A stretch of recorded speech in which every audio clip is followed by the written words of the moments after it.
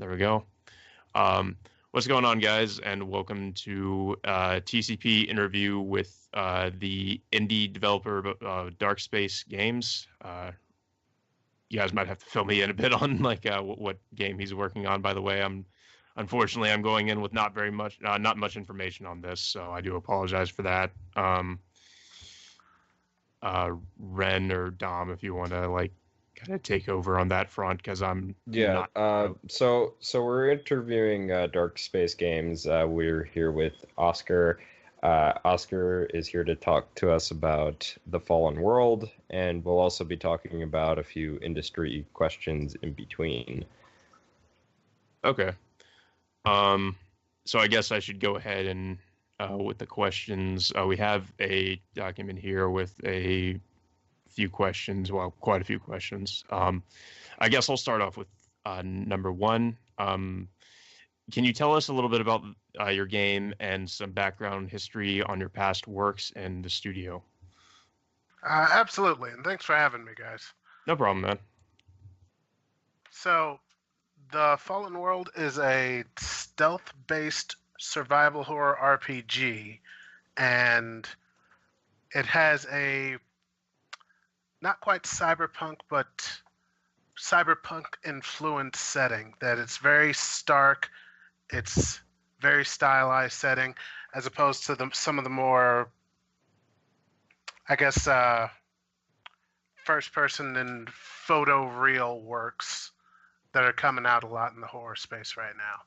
And Dark Space Games is a St. Louis-based developer. I'm the lead developer, and we've been going for about 7 years. Done some project work, done a little bit that's released and available out there, more so 2D than 3D. And my background is actually in UE4, getting started as a game developer. Well, Reality Factory technically, but they were very similar. So now I'm getting back into 3D, and we're presenting the Fallen World for people to come take a look at and hopefully enjoy.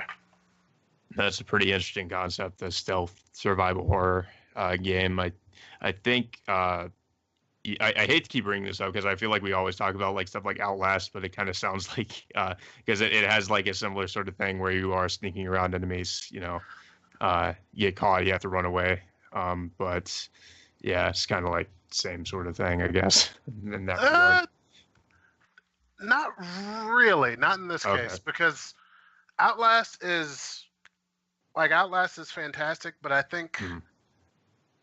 games of that mold where you go into an arena, you hit a certain trigger, the monster pops out, then you have to go into the hide box, and then you wait, and then you Yeah. pop out.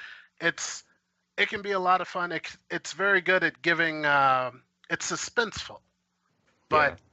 I think it's hard to generate horror in that manner, especially since it kind of ignores the strength of a video game, which is that it's interactive. Yeah, right. I would definitely say Outlast is more like we like to label it a run and hide type simulator where the monster sees you, you have to run, you have no other ways of defending yourself or anything like that. So yeah, it's more like that than anything else.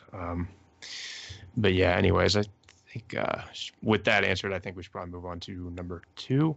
I'll take on What? number two. Okay, sure. What is your philosophy on DLC, and will it personally impact the game you're creating? DLC is, I mean, I greatly enjoyed the days before DLC, but I know in the AAA space it's kind of a necessary evil, and there are ways to do it right. Like, back on the PC, way back when, I'm probably going to date myself here, but there were expansion packs, and you could buy those, and it was just more game that you could purchase for less than the price of a full game. And I don't think there's anything wrong with that. I think the way it is used now with several publishers have the mindset of games as a service, where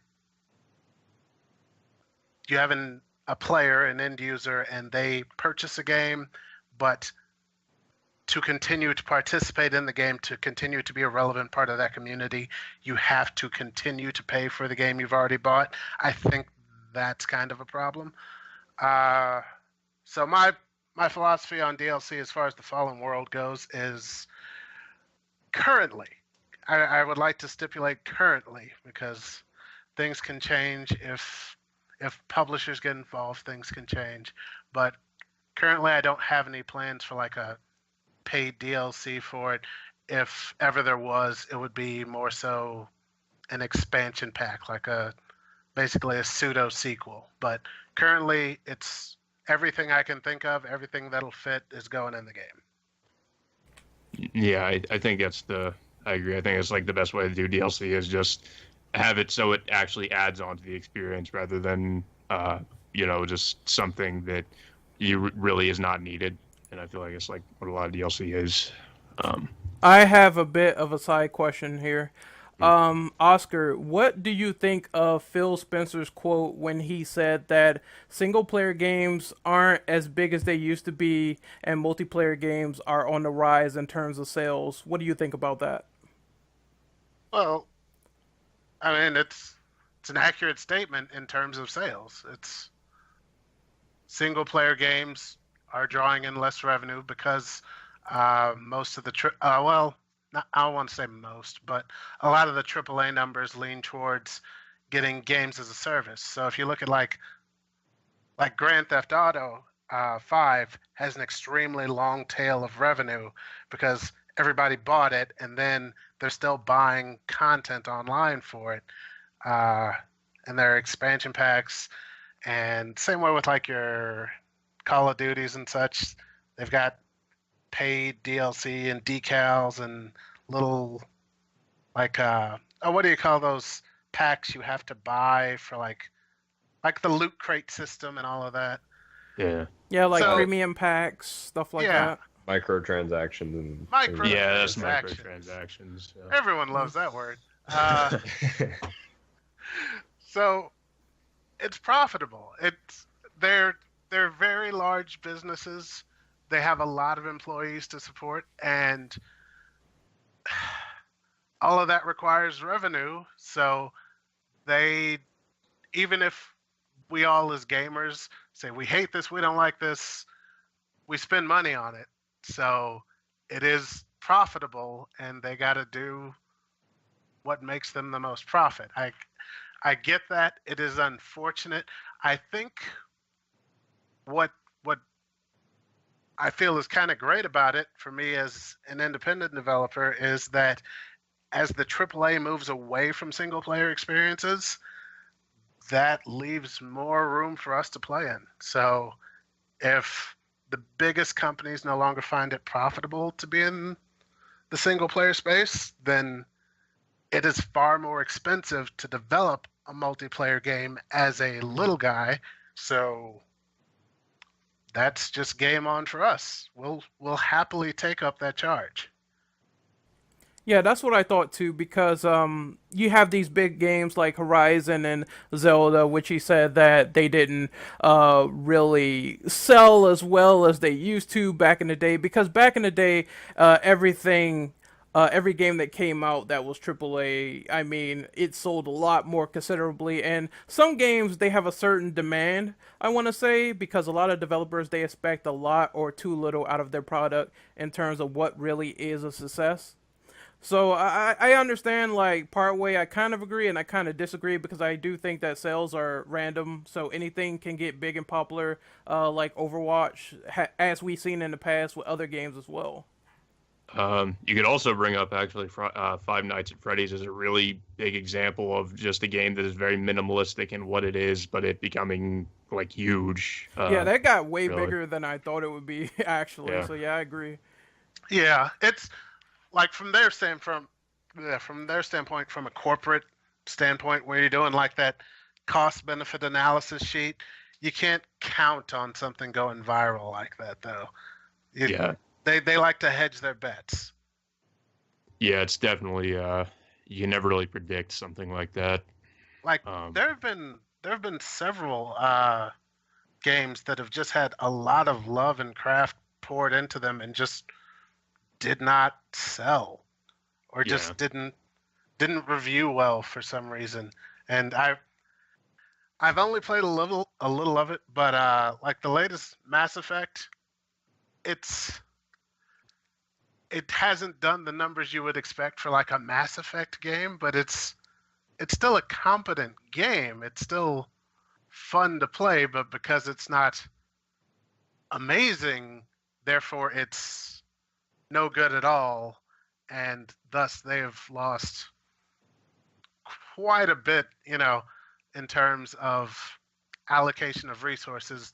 They could have come up with some original IP or something in the time it took to develop that one, but because of a few technical hitches, now that one's kind of toxic to even talk about. Yeah. But I think we should probably move on to the next question. Somebody want to take the next question, or do you guys want me to go? Maybe run, if you're able to run. Give me a Yeah, second. Let me pull out the document again. That's number 3, right? Yes. Okay, what made you choose the setting and mechanics for the game you're creating? The mechanics, I'll start there because I'm a big fan of horror. I'm also a writer. I do some horror fiction. I enjoy a lot of the stuff coming out of the interactive fiction community.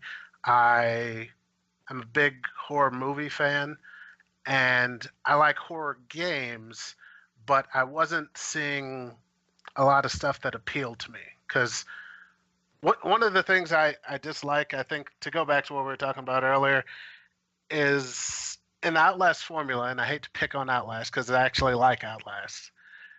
It's you basically have to figure out what the developer wanted you to do in any given situation, and everything else is the wrong answer and you die. I really wanted to avoid that. So my design philosophy with the Fallen World has been to create interlocking sets of systems for the player to exploit to their own ends.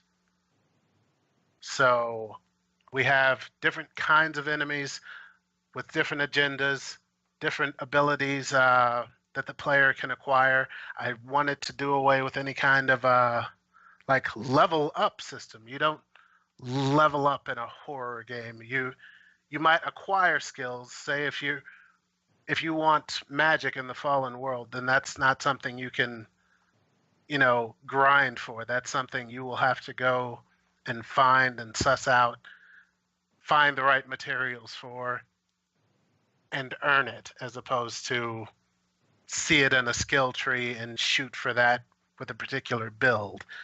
So a lot of my design philosophy has been around giving the player as much choice and freedom as possible and still maintaining that horror. So I've built basically a procedural system that creates those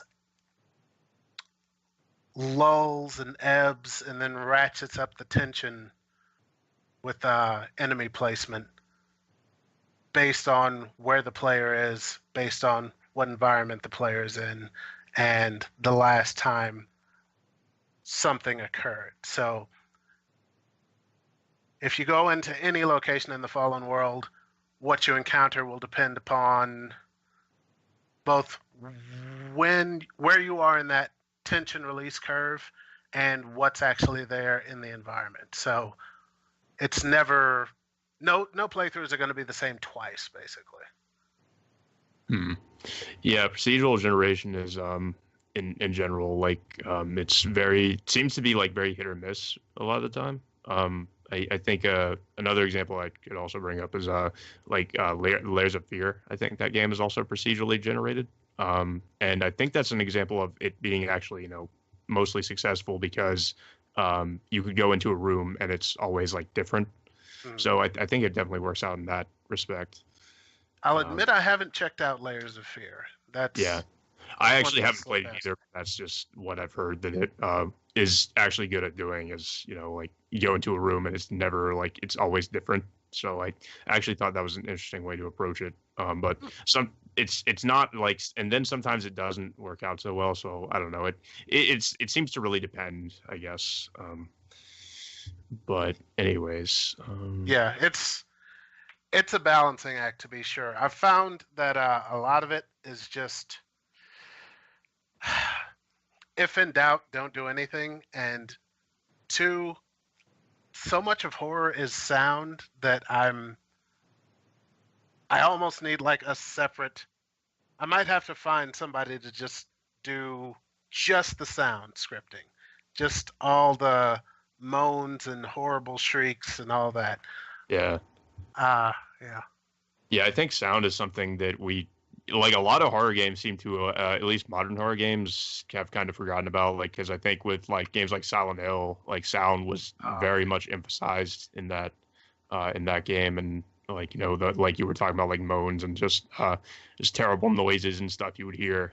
And that's not really something at least from what I've seen in like a lot of modern horror titles, is really uh at least I don't think is used quite as much as it should be, or like it's more just the visual aspect more than it is the sound.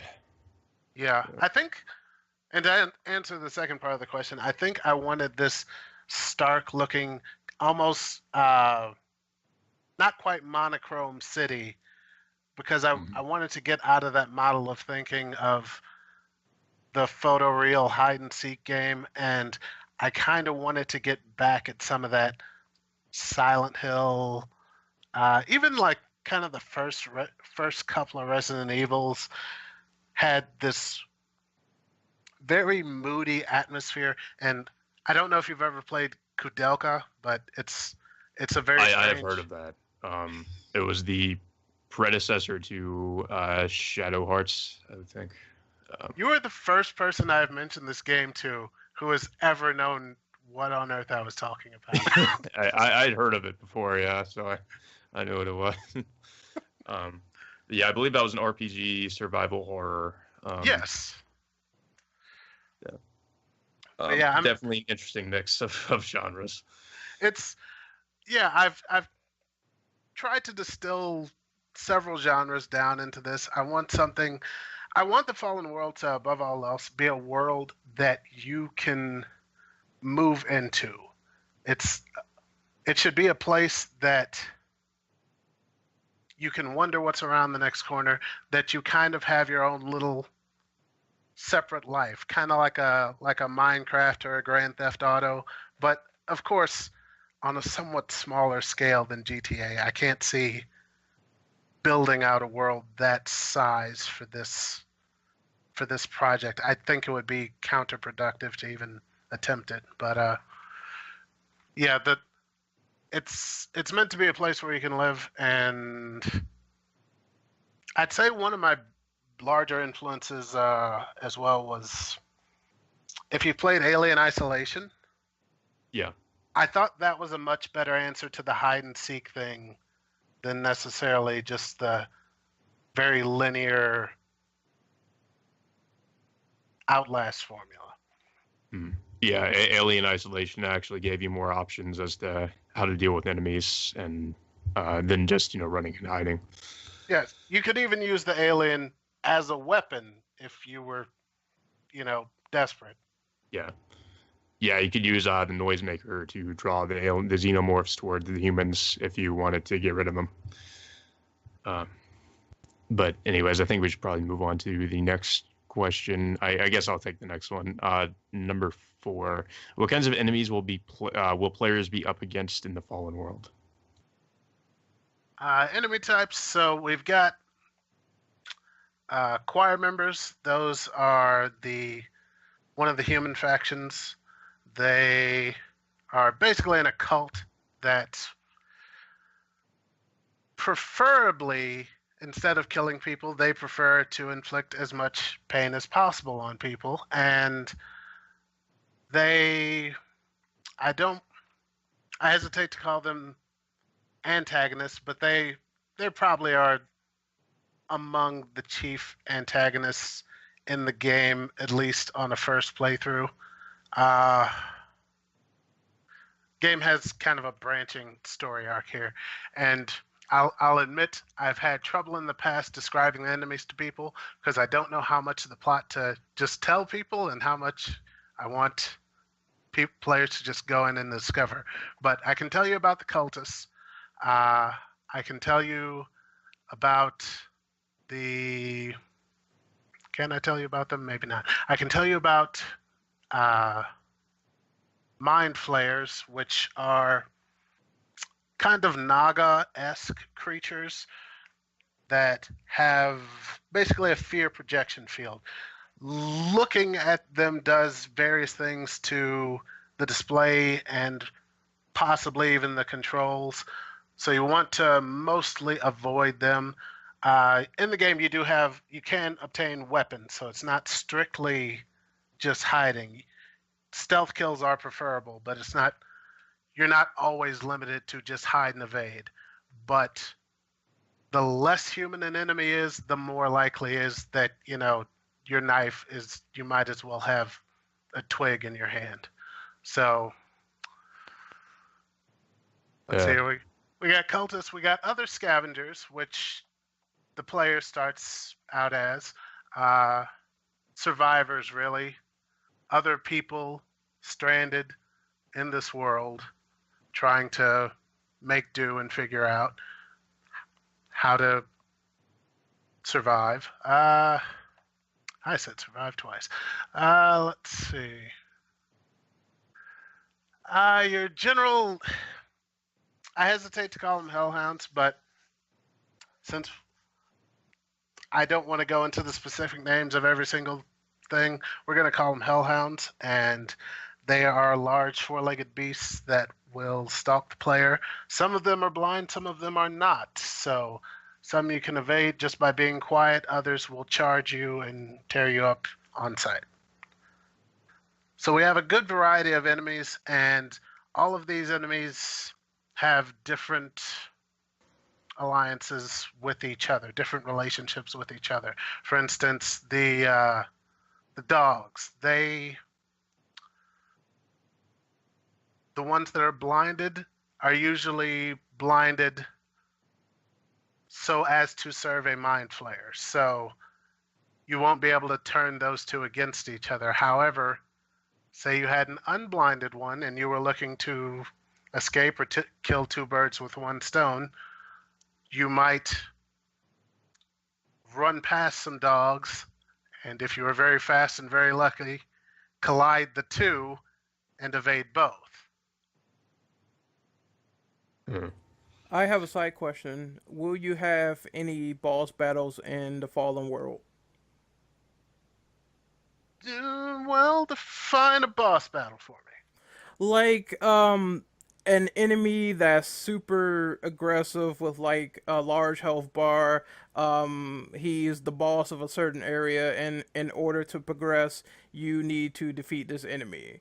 So something like that, where it's a huge dynamic of fighting just one particular enemy to pass through a certain stage. Yes, there are, and I suppose yeah. There's some creatures. All right. So the Fallen World, the entire city is basically an ecosystem. There are hell dogs, there are mind flayers, there are cultist survivors, there are, I'll go ahead and say, shadow people. They all exist in a loose equilibrium. All of these entities have been here, so they've all kind of formed their own relationships or know how to stay away from each other. But within that, amongst all these desperate people who are trying to survive in this city, sometimes arise monsters of a much more human variety, the kind you'd find in our actual reality. And they roam around the city in ways and take up dens and are generally less predictable than the things that are, while monstrous, are really just surviving in their own way. So I think some of those could definitely be considered boss battles. Right now, there is a working prototype of a. I don't want to. I don't want to give you the reductive answer, but I suppose it would be like a Chainsaw Massacre-esque villain that will pursue not just the player but scavengers across the city. So if you imagine, say, from Resident Evil 2, what was that one called? The thing that stalked you no matter where you went. Ren would probably know this more than I would. You mean Mr. X? Mr. X, yeah, I thought that was what it Mr. was. X? Yeah, the giant tyrant guy that's Yeah, in the a tyrant, trench coat. Yeah. So it'd be something akin to that, where it's you could be anywhere and this thing could follow you, or if you aggro it, it will chase you to the ends of the earth. And since it's an open map, it can chase you literally forever unless you actively lose it.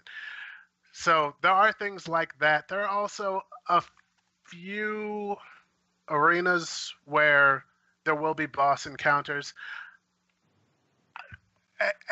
To say more is to get into spoilers, but I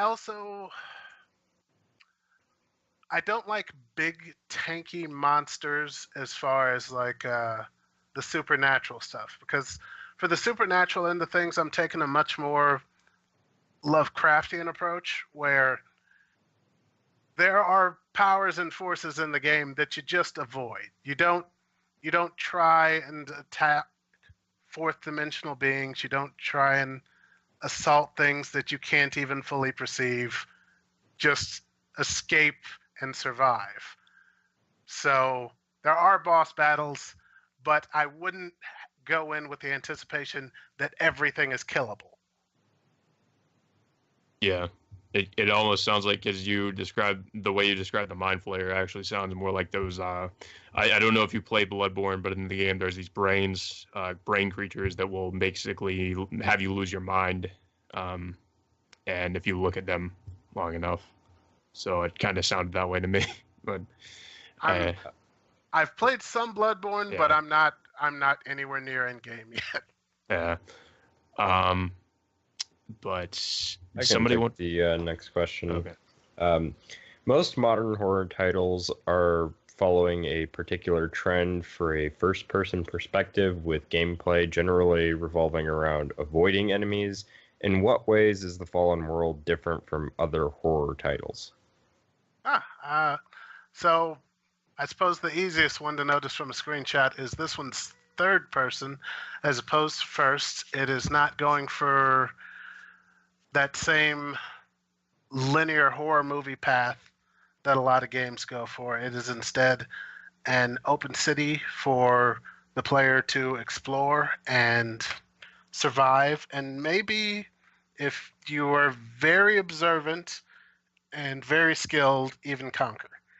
So it's less of the roller coaster approach, which is typically what I've referred to as the bulk of the horror games I'm seeing coming out, where you walk in, an event happens, and you as the player are always a very passive agent. Things happen to you, and you have to react, as opposed to The Fallen World. Sometimes you have to go and do things. One of both the gameplay and story points of ethos is that you have to be an active participant in your world, or your world will inflict upon you what it will. Now, I would love to go into that more, but I really, really shouldn't, for the sake of people enjoying it when they actually play it. That's fine. I guess we can have Ren kind of go along with the next question. Well, I mean, if you got a follow-up or something, I can try and dance around it here. But did I answer the question? Yeah. I think that was a pretty good answer. All right. So, All right. Ren, you want to take on the next question? All right. What are your thoughts on progressing hardware in the video game industry, and how has it personally changed the landscape of gaming in your eyes? Also, would any of this hardware be a potential platform of interest for your video game? Um, Better hardware is always good. I mean, I don't necessarily like having to buy new hardware all the time, but uh, the the ever increasing push towards photorealism, towards 60 frames per second 4K, I think that's a good and necessary step. If you look at pretty much every medium, every artistic medium, every visual artistic medium, I should say, pushes towards photoreal, and then once you get there, you see things really branching out in fantastic and interesting ways. And as a medium, we're still waiting on the hardware to catch up. We're very close in a lot of cases to photoreal, but we still have to rely on a certain level of stylization. Uh, I would say overall that's a noble pursuit. It's not necessarily. I would like to see fewer, especially, no, it's not even necessarily a AAA thing.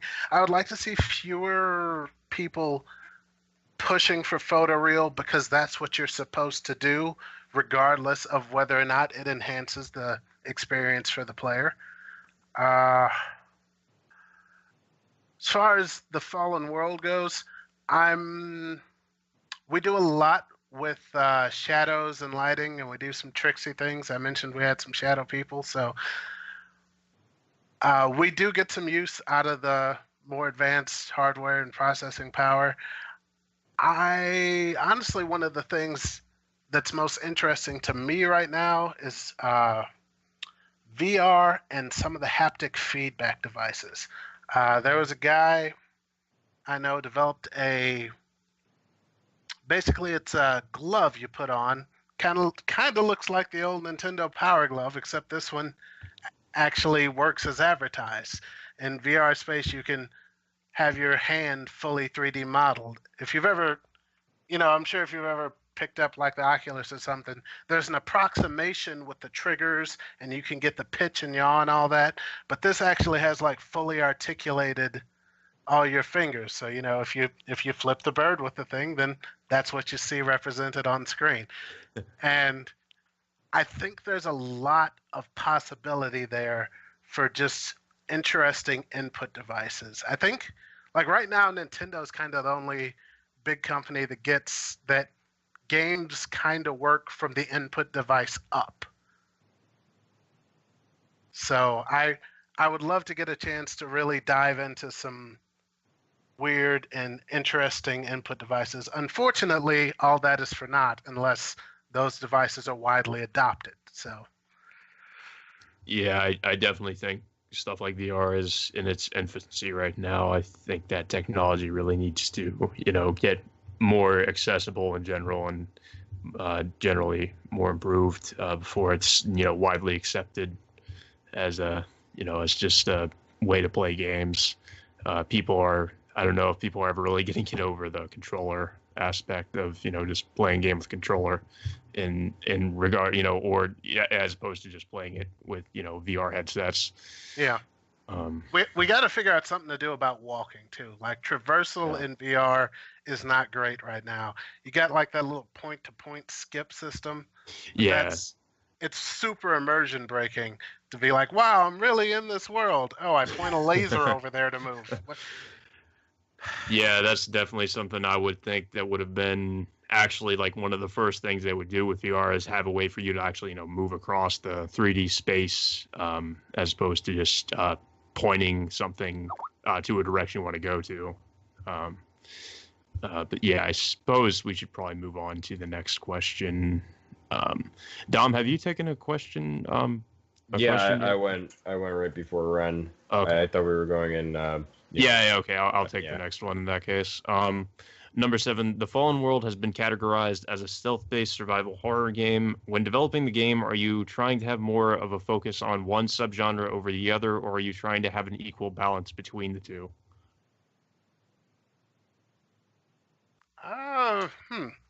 So which two are we saying there? Survival horror and Um, I It guess was what it's between survival horror and stealth. Are you trying to have like a focus on one in particular, or like more of a focus, and yeah, just kind like of using basically like which one takes like precedence over y- over yeah, the like other.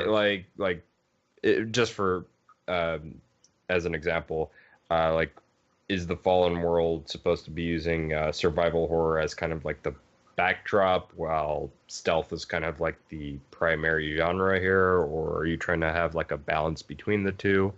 hmm. Okay, I'm getting closer to what you mean. So give me an example of like a pure what's a pure stealth game then? Um, well, that would be a good question. Well, I guess you could look at something like Splinter Cell. Like Splinter Cell is All right. a pure stealth game, whereas like a pure survival horror game would be like kind of like the more classic Resident Evil games, or maybe like the older Alone in the Dark games. Ah, okay. So in that case, I would say it probably just about splits the difference. The So it is a survival horror game, but we're not going generally with fixed camera angles, as was done in the classic era of it. Uh, However, being hidden, honestly, if the gameplay comes down to anything, we're focusing on the horror more so than the survival or the stealth. It is about horror, and it is about the fight or flight response. You can hide, you can flee, or you can fight. And I think a lot of the gameplay comes not just in, well, is this a good hiding spot, as in a Splinter Cell, but since it's an open world game, we get to play with the concept of, am I ready for this fight? Do I come in from a different angle? Do I need to just drop everything and run right now because this is not what I signed up for? That's that's kind of my goal with the design of this. Sometimes you find yourself in situations where, oh yeah, we're gonna go take out 3 cultists. I can stealth around them, zip, zip, zip, Sam Fisher style, get in and out and get the resources I need. Except, oops, they have pins with hellhounds that have escaped them, and now there are no more cultists because the hellhounds ate them. Am I about to get eaten? Do I stay? Do I go for it? So that moment to moment tension, instead of a very linear, these are the men you need to kill, here are your hiding places, go. That's a more straightforward puzzle as opposed to giving the player more freedom of options at any given time. So it kind of sounds like it's very situational. Um, Whereas in like some moments it might feel like it is just a typical survival horror, whereas in other moments you're really trying to like push stealth as a better option. Absolutely. I would say there are situations where we'll feel much more like a traditional survival horror game, and there are those moments where we do give you those kind of more classic stealth puzzles of, you have these hiding places, these places which are hidden from view and guys on patrol, and you have to manage that all while keeping track of their positions. And that's a lot of fun, and those are in there. We have those segments, but I also want to make sure that we fully explore those concepts, so, and take advantage of the open world. So sometimes we do have puzzles where the point is not to figure out, well, how do I get through this based on this camera angle and this location that has been presented to me, but rather, maybe I should leave and come back via the roof. Maybe I should come back with a gun instead and hope for the best. Maybe this is not a place I should go, or maybe I should go and get well, to use the earlier example, get chased by a pack of hellhounds and then just run through here screaming my head off so everyone notices me and sneak through the chaos instead of this heavily guarded encampment. My goal is to give players options, and in those options, since you don't know what to do, since it's far less scripted, I am hoping to generate more scares and more horror that way. Yeah, it sounds like there's a lot of different ways to approach the situation, which is definitely a good thing. Because a lot of games don't seem to do that very much these days. Dom, did you want to take the next question? Yeah, I'm not sure if Run's back, so I'll Yeah, take Run it might for him. still be gone. What is your opinion on virtual reality, and is it something that you'd be personally invested into doing? I was amazed by VR, just like that first Oculus kit that came out when it still kind of looked like you were looking through Vaseline to see the world. Even then, even with the technical limitations on the first dev kits that came out, it was still amazing. It was still obvious that they had really struck upon something here. And in a way that really past VR headsets didn't really manage to accomplish for whatever reason.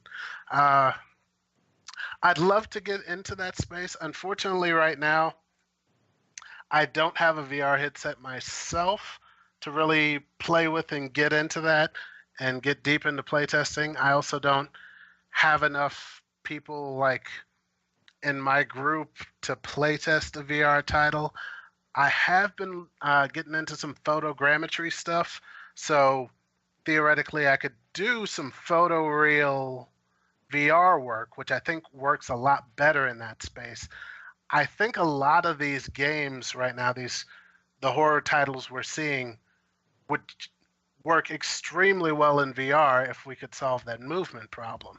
So I would love the opportunity to get in there and get a chance to really fiddle with some things and see what I could come up with. Unfortunately, as of right now, I haven't solved the movement problem either. So I suspect whoever does will be very, very rich, but I haven't, and I'm not.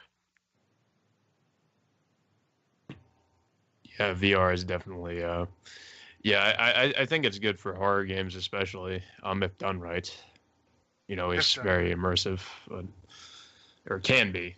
But Yeah, I think there's VR has a lot of potential. Just especially, I think it would have a lot of potential with like a mech game or even like a flight sim.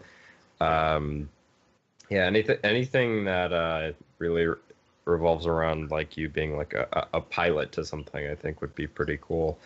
Yeah, that's been the current solution is just plop you down in the seat so you're not really supposed to move, so there's no kind of mental disconnect.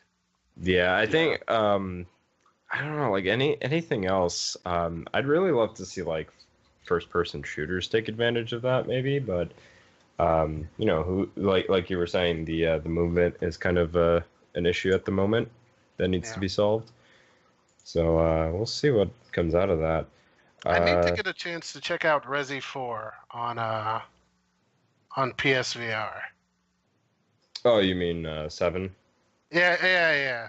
What did I say? 4? 4. Yeah. Man,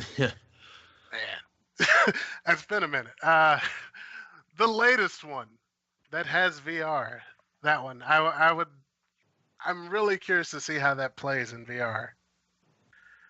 Yeah, it definitely feels like a game. Like I said, a lot of first-person horror games feel like they would do very well with VR. I just, like we've been saying, they just need to solve that movement problem. Otherwise, it could be good. But yeah, just not there yet. Just from personal experience with that game, since I was sent out to Capcom to kind of play it and whatnot, it plays fine in VR. It just has this one thing that it has is like this shift where instead of doing like complete 180-degree turns, you do like I think it can be calibrated between like 25 to 50-degree turns, or I'm sorry, no, not 25 to 90 degree turns.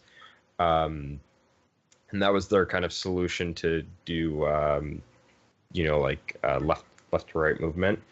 But I don't know if that's different with the official build. That's just more of my experience with how they had calibrated the game when I was at the RE 20th anniversary kind of event that they had going on for that game. Yeah. So Did I it work? suppose. Did it work? Yeah, the 25-degree shifts. It felt kind of awkward because this was like my personal first experience with VR.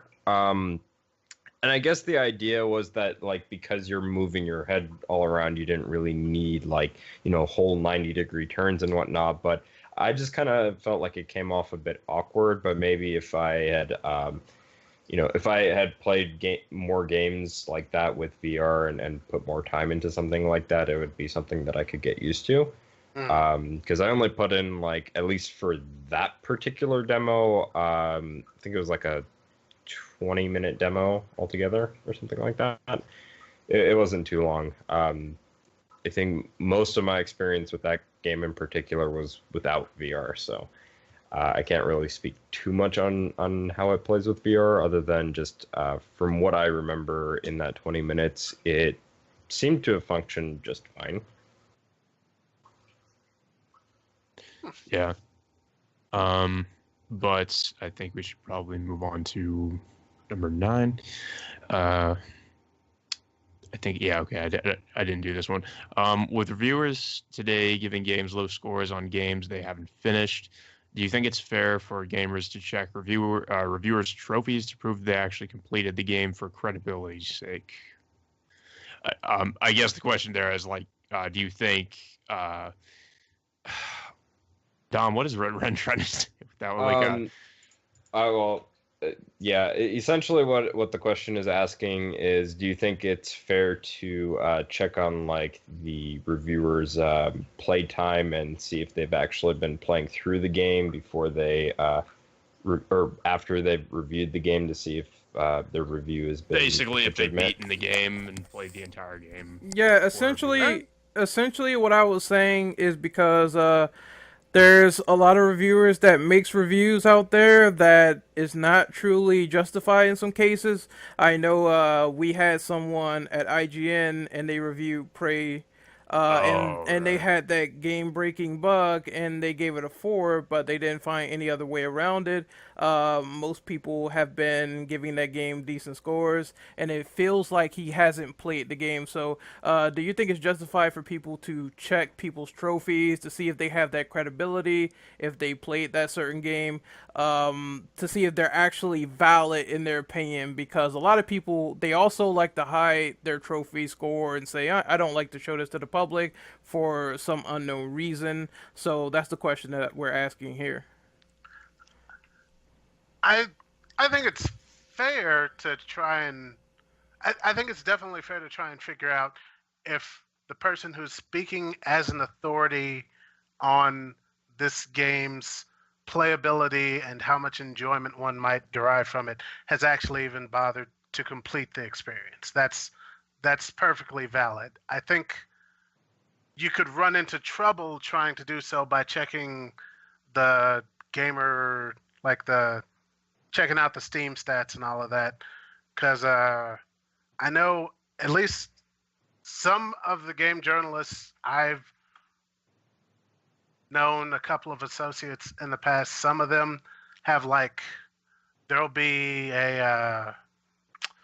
basically there'll be one company account that gets new game codes activated for it, and they log into that, and so they might not have the game listed at all on their personal account.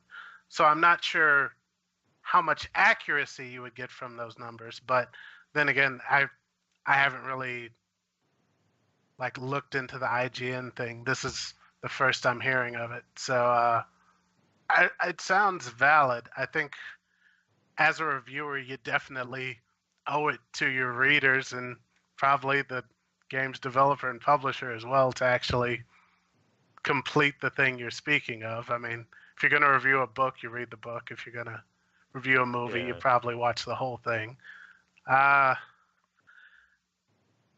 So in this example, did they state that they had like not completed the game, or was it just like? Actually, yeah, he actually stated that he ran into a game-breaking bug and he did not finish the game, and therefore he gave it a bad score because of that.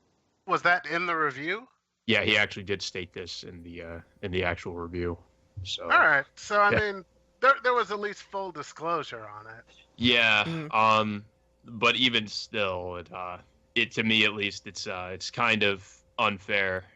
Just because you come across a bug and you're not going to finish the game. I mean, especially if it's your job to do that, to review the game. You'd think you would finish the game you're reviewing first. One would hope. Yeah. Especially since and this has probably been talked to death at this point.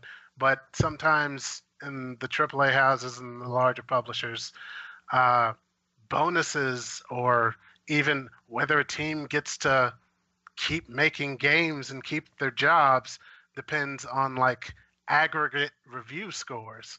So if you just lowball one because you hit a bug, that could cause a lot of people a lot of mayhem for no real reason. And it's an unfortunate situation. I can kind of see just saying, well, I couldn't play it, so 4. I kind of get that, but it does do a disservice to the readers and the developers. I think maybe there's also probably a problem too with our current review model, which says, here is a game, here's 6 other games. I want to write up on all of these by Friday next week. Yeah, that's I don't know how. Like, yeah, especially if it were 6 games, it also depends on the length, like how long. Specifically, like what kind of games are they? If there are RPGs, it'll take you forever to beat those. So, yeah, that's definitely a high. That doesn't seem obtainable. To beat that in that amount of time, beat all those in that amount of time, actually. So I can definitely see that.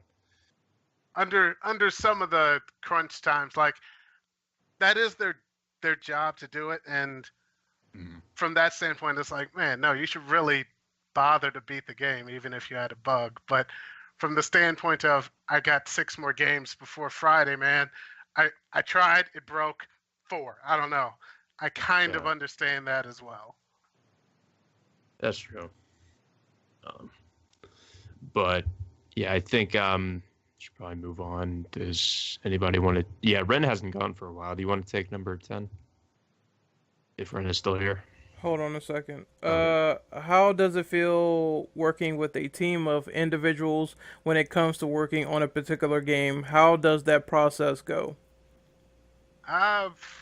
So for me specifically, it's probably different than for maybe other indie devs.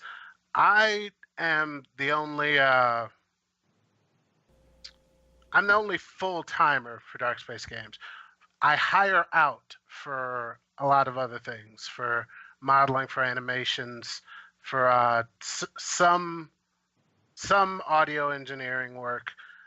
Other than that, it's stuff I take care of myself. So for me, it's a lot of online meetings. It's a lot of contracts, fax to various places across the globe, and emails and back and forth. And hopefully you can find a correct hour that matches up with their time zone, so they're not up at 3 a.m.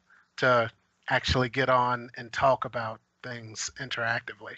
So that's probably a very different experience from, say, having 5 of your best friends from college all working around you in the same room.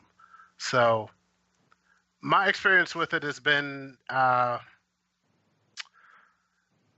would compare it to trying to herd cats.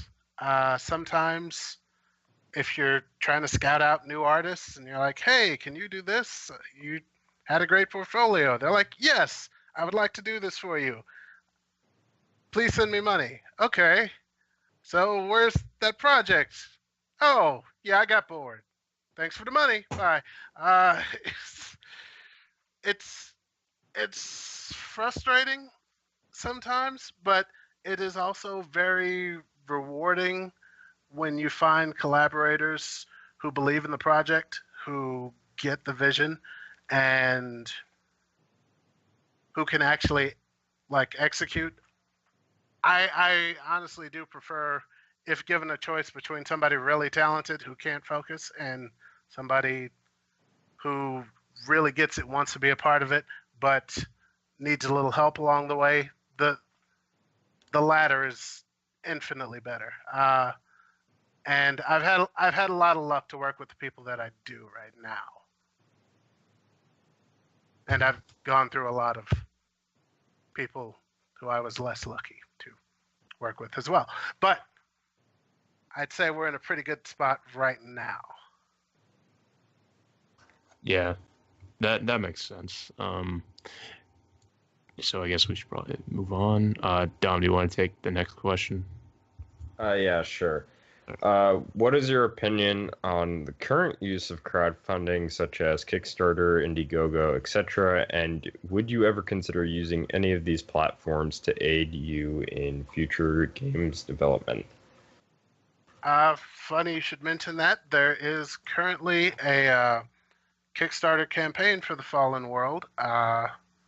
So if people would like to see this project get made, see it get accelerated, and see it get the full attention and love, I would love to bring like a sound engineer on to get all the audio cues right.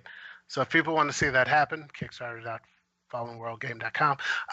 But to answer the question, I think it's generally a good thing. I think it makes it harder for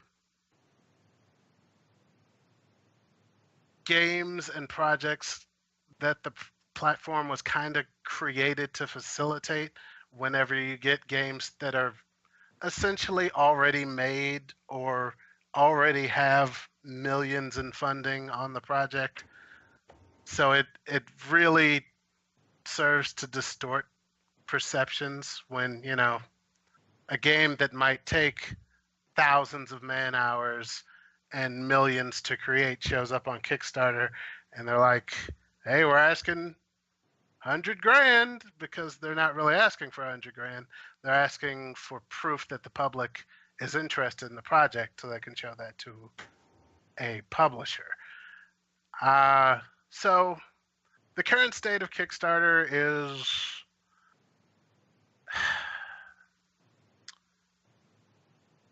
it could use what? I'm not sure. It could use a way for passionate people with skill sets and ideas to get the word out to people that they could use the funding, because I think there are a lot of projects that I see fall by the wayside that get swept under the rug in the weight of projects that get stage time at E3.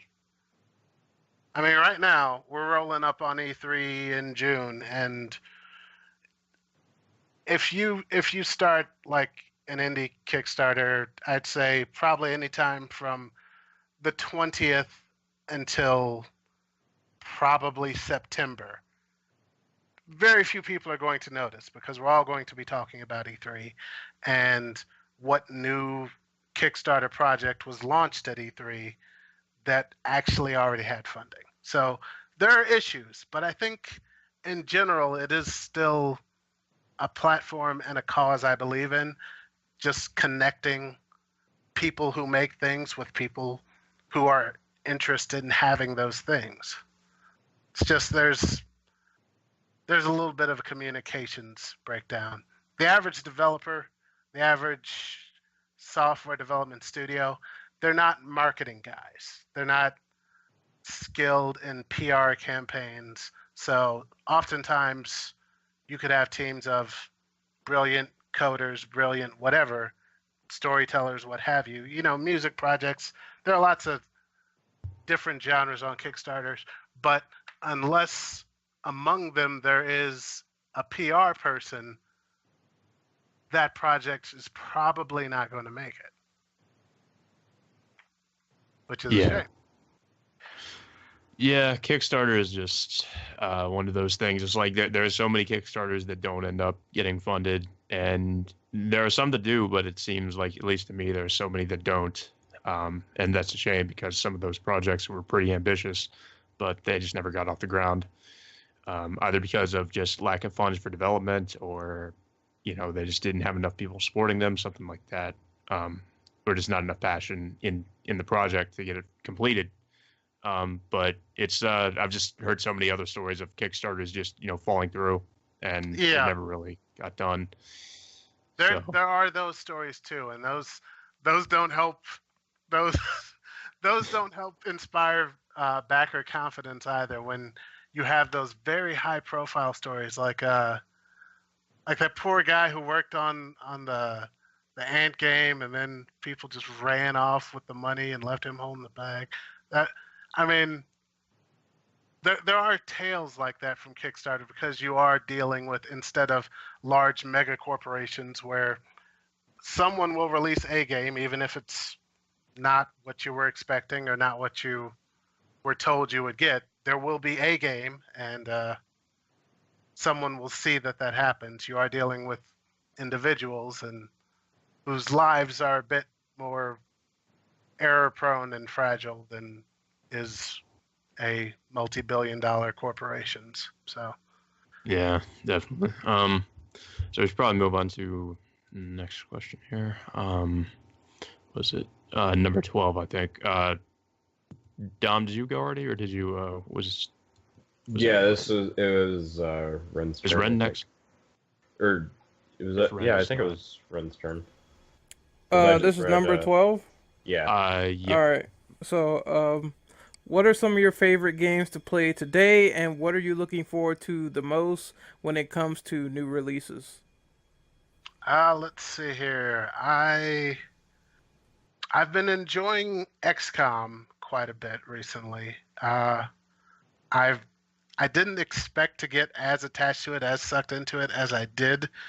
It's a very very neat little piece of design, because really there's just two kind of simple games, and it sprawls out into a 60-hour experience based on the interaction between the two. Because you got your squad combat side of things, which is just turn-based on, I think, about 4, maybe 6 maps, and then there's your resource management back in the base. But the way it all comes to interact, and you actually come to care about these little soldiers that you make, it's really a neat trick of design that I have liberally cribbed notes from. So that's the one I've been playing the most right now. I'm looking forward to Cyberpunk 2077 whenever that comes out. I'm a fan of the genre in general. I played a bit of the RPG way back when, and The Witcher 3 was awesome. So clearly it's in good hands, and can't wait to play it. Yeah, I'm definitely looking forward to CD Projekt Red's other projects besides The Witcher, which is probably one of my favorite games. So can't wait to see what else they can do. Anyways, I guess we should go to number 13. I'll read that one off. What is your perspective on recurring delayed games with AAA titles? It seems to be a constant trend of the most financed development. Do you believe in the philosophy of a delayed game is eventually good, but a rushed game is forever bad?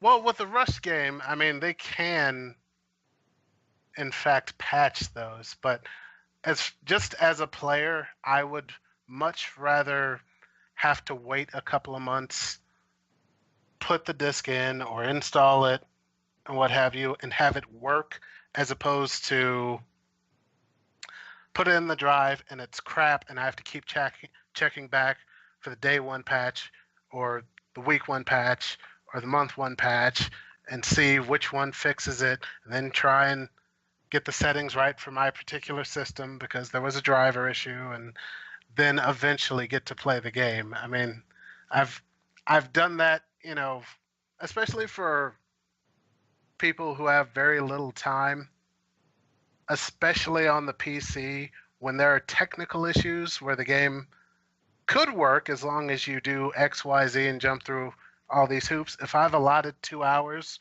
for playing games, then an hour and a half worth of patching and downloading means I don't get to play games that night.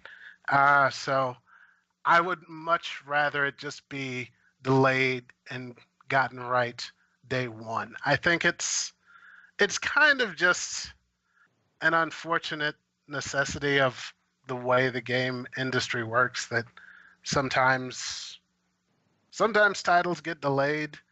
I mean, it's kind of a strange state of affairs that we know months unto years in advance that games are coming out at a certain date. So I try not to sweat it too much when a project slips its deadline. Yeah. As long as they fix it later, I'm usually fine with it. But let's see. I'll take the last question, I guess, since we're wrapping up. What tips would you give to aspiring game developers or young upstarts trying to get their foot into the industry? What would be your advice to them? Oh, wow. Trying to get their foot in the industry. I was going to say don't, but I'm not going to say that. It's learn everything. Learn a little bit of everything. And honestly, the advice would depend on what they want to do in games, because you can be a 3D modeler and that's a full career. You can be an animator. That's a full career. Not just a full career, but one that you will never master. There are depths there that you can spend the rest of your life trying to get right and perfect. Be a programmer, but if you want to, in particular, be like an independent developer or even a lead game dev, then you kind of need to know everything, or at least a little bit of everything. So, all right, let's go more real world. So, if you want to work 2D games, I would definitely read some comic books. Even if you don't like comic books, you just need to know economy of dialogue. You need to know how to frame 2 and 3 characters. You need to know how to frame action shots.